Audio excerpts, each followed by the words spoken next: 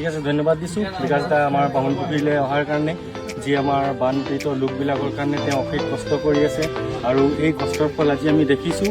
তেওঁ সুন্দৰৰূপে আমাৰ বামুণপুখুৰী চাহ বাগিচাত আহি তেওঁ ঘৰ নিৰ্মাণ কৰি আছে আৰু আজি এই ঘৰ কমপ্লিট হৈছে।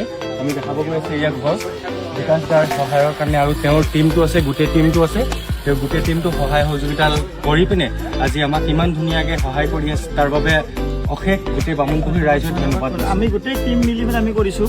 আমি ৰাইজৰ সহযোগ লৈ আমি সকলোৱে মিলি ঘৰ বনাব চেষ্টা কৰিছোঁ। প্ৰথম দিনাখন আহোঁতে আমি ভাবিছিলোঁ যে ঘৰটো বনাই যাম, কাৰণ এইফালৰ পৰা এইটো ফাৰ্ষ্ট ফ্ল'ৰ হয় নদীৰ এইফালৰ পৰা, আৰু বহুত বেয়াকৈ এইখন ঘৰ উটুৱাই লৈ গৈছিলে। প্ৰথম দিনাখন মই আহোঁতে ভাবিছিলোঁ যে এখন ঘৰ বনাই যাম, আৰু আজি আমাৰ ঘৰখন সম্পূৰ্ণ হৈছে। অলপ পিছত আমি ডেলিভাৰী দিম। ঠিক আছে, ধন্যবাদ। আপুনি আমাৰ কাৰণে বহুতখিনি কৰিলে আৰু আগন্তুক দিনত আপোনাৰ আৰু কৰি যাব পাৰিছোঁ। God bless U.